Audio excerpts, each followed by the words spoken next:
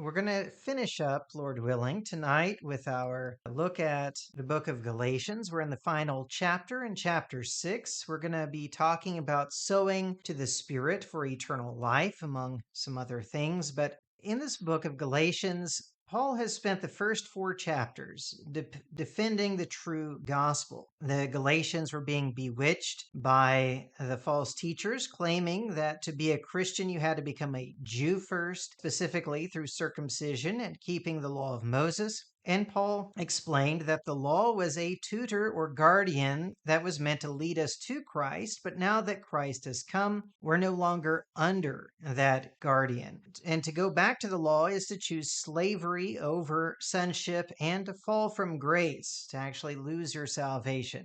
And so in our last lesson, we saw Paul turn from just this idea of general teaching to talking about responsibility. And he argued that freedom is not anarchy, or there is law even within freedom. Christian liberty is not permission to do whatever we want. It's the freedom to do what is right.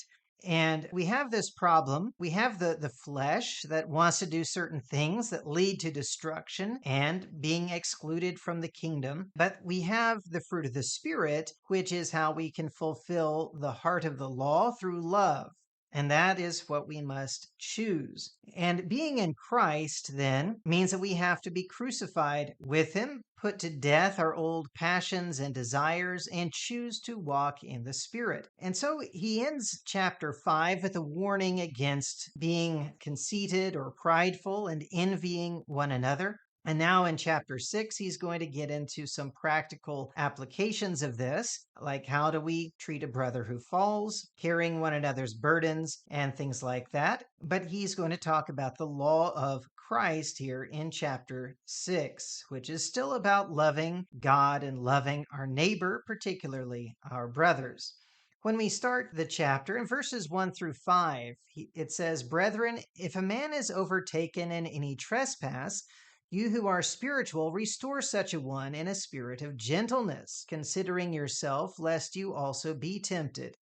Bear one another's burdens, and so fulfill the law of Christ. For if anyone thinks himself to be something when he is nothing, he deceives himself. But let each one examine his own work, and then he will have rejoicing in himself alone and not in another. For each one shall bear his own load." Now, he talks here about the law of Christ. Now, he had talked in the previous chapter about liberty. And as we talked about last time, some people think that liberty means you can just do whatever and you will not be considered to be sinning. But that's not accurate. It's liberty from sin, not liberty to sin. If we were under law still, it would mean that we would have to be punished for our sins. That's all law does. It says, here's the rules and here's the consequences if you break those rules. But because we are under grace, that doesn't mean that we can just break the rules or that there is no rule. There is a law, but one of the aspects of the liberty here is that we can be restored. If we're overtaken in a trespass, which means we've broken the law, then we can be restored, which means we're not just under law, we are under grace. It's only through grace that there can be restoration. That's because Jesus took the punishment for our sins, and that's why we can be forgiven and restored. But we have to share and bear one another's burdens. So the law of Christ demands that we bear one another's burdens. He says that is how you fulfill the law of Christ. It's not optional, it's the law. You cannot just say, well, whatever my brother's problem is, that's his problem. I only deal with my own issues, and they can deal with theirs. No, that's a violation of the law. You're breaking the law if that is how you treat your brethren. You have to bear one another's burdens. In particular, the context here is to help one another. When we find that somebody is sinning, we need to help them come out of that. But he also talks about each one shall bear his own load. which it sounds a little bit contradictory. You have to bear one another's burdens, and then each one shall bear his own load. But he's talking here about personal responsibility and that we can't rejoice in comparing ourselves to others. When you talk about the law of Christ and fulfilling that here, he's saying that we have to bear one another's burdens. And you could say that that is something that Christ has taught very clearly throughout his teaching about how to love your neighbor as yourself, right? But Jesus also taught that the ones who make themselves servants of all are the greatest in the kingdom. And here he says, if you think that you are something, you're nothing. We can't be thinking that we're better than our brethren because they've been overtaken in a trespass. That's one reason why we have a spirit of gentleness in restoring them, because we know that that is our role. We are servants and we're not better than them. But even Jesus, who is better than us, lowered himself to become a servant to all. So we have to look at ourselves and see if we're doing what Jesus teaches, rather than comparing ourselves to the one who's failed and rejoicing in that comparison, like the Pharisee who was praying to himself about the tax collector. I thank God I'm not like other men. Well, we're going to be judged based on what we have done or not done, not in comparison with others. So it doesn't matter if you think you're better than somebody else. That has nothing to do with how you're going to be judged before God. Each one will bear his own load. And so we need to understand the distinction. While we will stand before God individually, we need help at times in being restored, in coming back and getting back on track after we have sinned. And we need to do that for others as well. We're commanded to do that for others.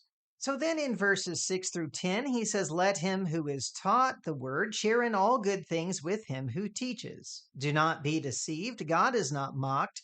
For whatever a man sows, that he will also reap. For he who sows to his flesh will of the flesh reap corruption. But he who sows to the Spirit will of the Spirit reap everlasting life. And let us not grow weary while doing good, for in due season we shall reap if we do not lose heart. Therefore, as we have opportunity, let us do good to all, especially to those who are of the household of faith. So he says that you can sow either to the flesh or to the Spirit. What this is talking about is using the resources that we have. If you have time, energy, money, or other resources, then you need to share those with those who are of the household of faith. He starts off talking about those who are helping you grow spiritually, those who are teaching you. And this will enable them to help you even more, and it will probably help others as well. Whatever you sow is what you will reap. If you're spending your time and energy on things of the flesh instead of the things of the Spirit, you're going to reap corruption. If you're spending your money on the things of the flesh, if you're spending your time, your energy, you're going to reap corruption from that. Where your treasure is, your heart will be also, Jesus said in Matthew 6:21. So if you actually spend your time, energy, money, all your resources on spiritual things, that means your heart is there. Your heart is with God, and you're going to reap eternal life because that's where your focus is. That's what you're actually living for. But I'm afraid that one of the main reasons our children, many children in South Africa, even of good, godly parents in general, are not learning to fear God and keep his commandments is because the parents are not really training them to spend their time, energy, and money on spiritual things. They prioritize school over Bible class or even worship. They prioritize sports over doing things that are good for them spiritually.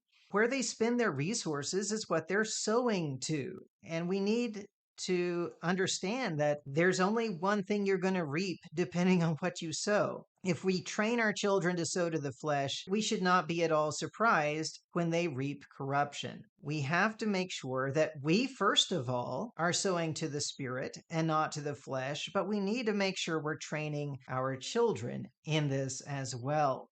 And not just following the world in how to raise children. That is sowing to the flesh as well. So, who do you prioritize in helping people? Well, he says if we have our opportunity, then we should help all.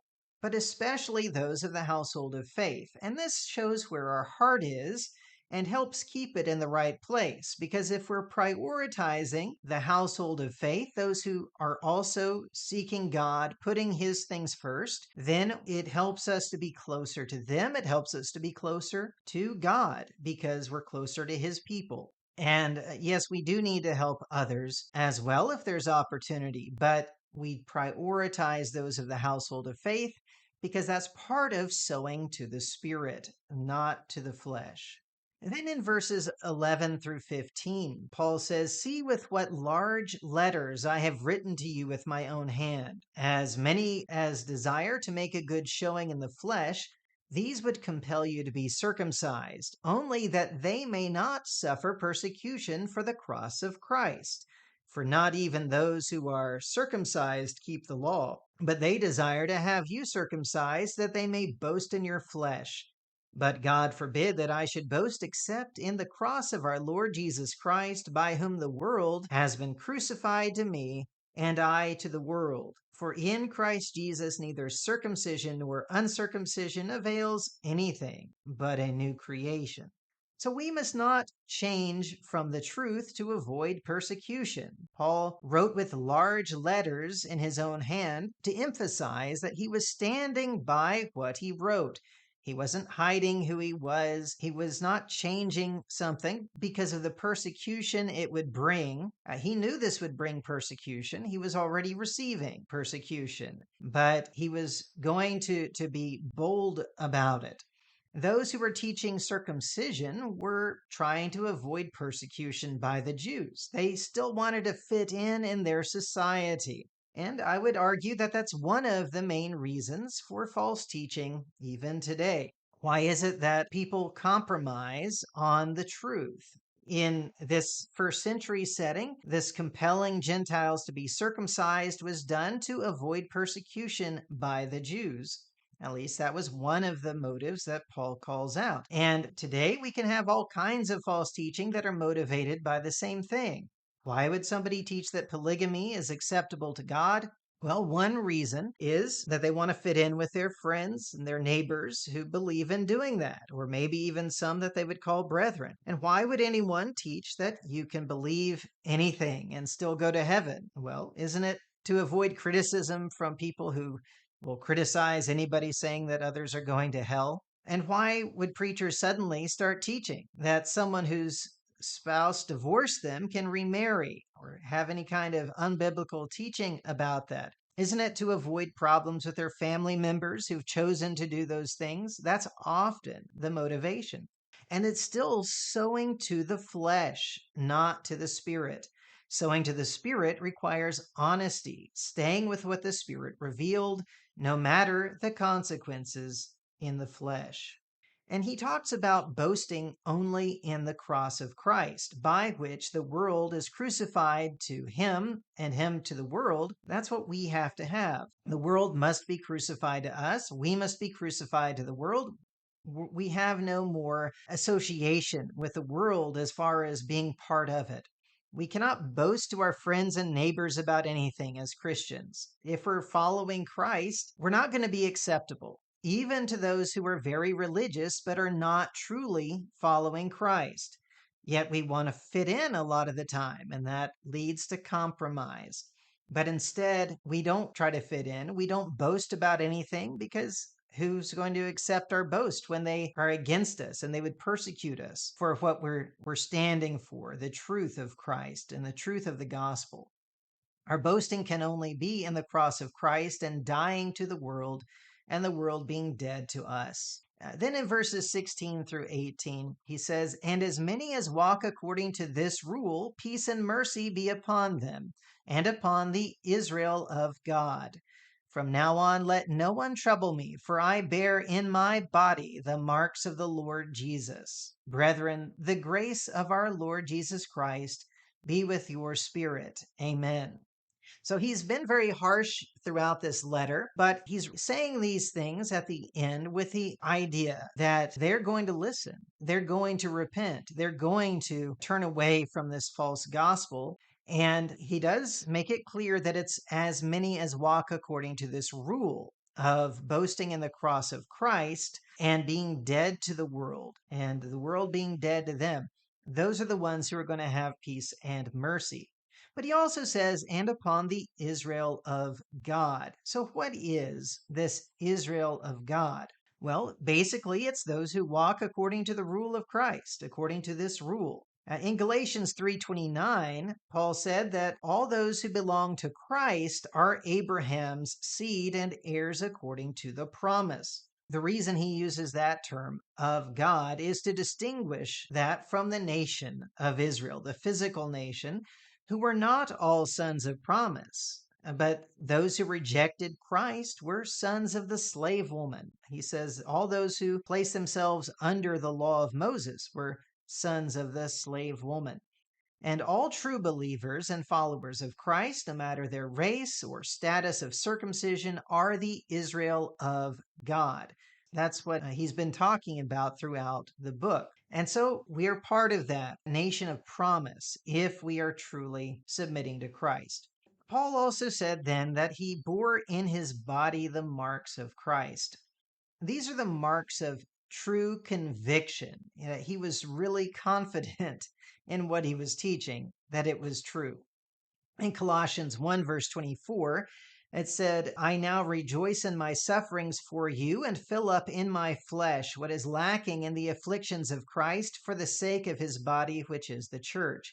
He said there that he filled up in his flesh what was lacking in the afflictions of Christ. In other words, he suffered persecution along with Christ.